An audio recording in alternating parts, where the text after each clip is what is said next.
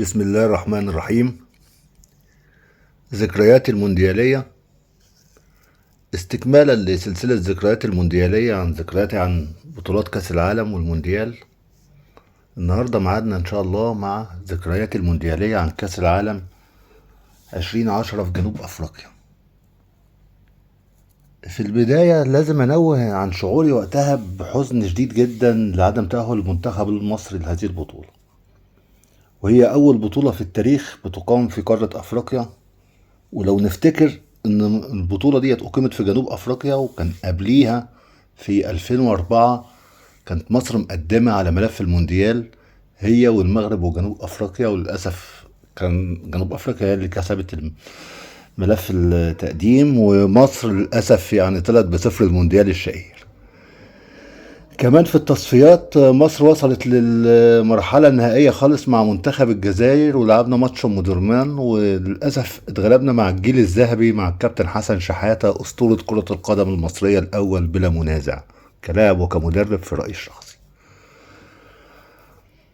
وعلشان كده كان في حزن شوية، يعني حزن عندي وعند أغلب المصريين في البطولة دي، إن أول بطولة تقام في أفريقيا ومصر مش فيها.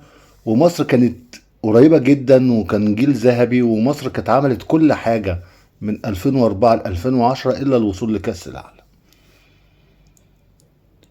المهم، يعني من ضمن أسباب برضو الحزن الشديد إن منتخب مصر تألق قبلها بسنة في كأس القارات اللي كانت أقيمت، بطولة كأس العالم للقارات اللي أقيمت 2009 في جنوب أفريقيا، وكسب منتخب إيطاليا بطل العالم، وعمل مباراة يعني تاريخية مع منتخب البرازيل، ويمكن دول من أحسن ماتشات لعبها منتخب مصر في تاريخه. فعشان كده كلنا كنا زعلانين. المهم، نيجي بقى عند بداية المونديال وحفل الافتتاح، وكالعادة شاكيرا للبطولة التانية على التوالي هي اللي بتغني الأغنية الشهيرة في حفل الافتتاح واكا واكا. وخروج منتخب جنوب أفريقيا من الدور الأول وهو الدولة المنظمة. طبعا مش هننسى تألق منتخب غانا وتقديمه عروض قوية وصعود لدور ال16 وبعدين دور الثمانية، واللحظة الفارقة لمنتخب غانا ومنتخبات أفريقيا في مباراة دور الثمانية مع أورجواي، التعادل قائم بينهم ولعبوا وقت إضافي. وفي آخر دقيقة في الوقت الإضافي وأثناء إحراز غانا الهدف الفوز والتأهل لقبل النهائي، يخرج نجم أورجواي الشهير لويس سواريز الكرة بإيده من المرمى، وبيحتسب الحكم ضربة جزاء، وطبعا طرد لويس سواريز، ويتقدم أساموا جيان ويشوط الكرة ضربة الجزاء في العارضة وبتضيع فرصة التأهل. وطبعا احنا فاكرين منظر لويس سواريز وهو ما طلعش من الملعب وبيتابع وهو من التراك كده من بره الكوره، واول ما الكوره ضاعت بقى فرحان قوي، يعني ان الطرد بتاعه كل ده جايب نتيجه. وللاسف لعبوا ضربات ترجيح وفازت اورجواي وضاع الحلم الغاني والافريقي. كاس العالم شهد تألق نجوم كبيره جدا زي ديجو فورلان وانيستا وتشافي وديفيد فيا وتوماس مولر وروبن وكاسياس.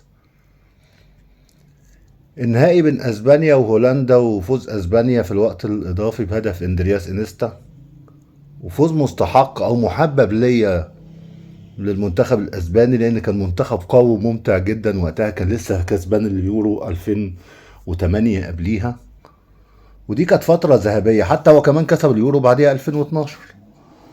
فطبعا كانت بطولة ممتعة جدا وبطولة جميلة برضو، من البطولات اللي فيها لقطات يعني طريفة جدا، زي لقطة لويس سواريز وزي المواقف اللي حصلت فيها. بس اللي كان فيه حزن شوية للشعب المصري اللي هو عدم صعود منتخب مصر للبطولة دي.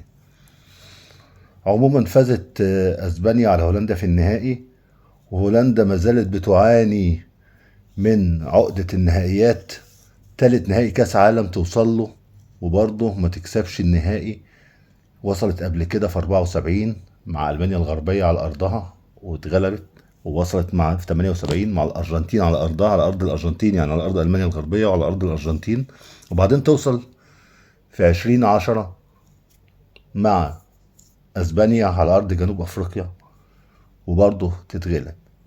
ولو نفتكر إن كان في كرة لروبن كانت ممكن تخلص قبل جون اندرياس انيستا. ولكن هو كانوا الفرقتين ممتعين، بس انا طبعا كنت بميل شويه لاسبانيا في البطوله ديت، لان الجيل ده كان جيل ذهبي لاسبانيا، وقلت الجيل ده كان جيل قوي جدا. كسب 2008 يورو، كسب 2010 2010 كاس العالم، وبعدين كسب 2012 بعد كده اليورو. دي كانت يعني ملخص ذكرياتي انا الموندياليه، ذكرياتي شخصيه عن كاس العالم. طبعا هي برضو ارجع تاني بقول ان دي مش توثيق للحدث ده، الحاجات اللي انا فاكرها من المونديال او الحاجات اللي عالقة في ذهني قوي من المونديال. وبرضو تاني اي حد من السادة الاصدقاء او المتابعين عاوز اي موضوع تاني اتكلم فيه او اعمل فيه حلقة، يكتب لي في التعليقات واعمله قوله ان شاء الله. وشكرا جزيلا لحضراتكم، والسلام عليكم ورحمة الله وبركاته.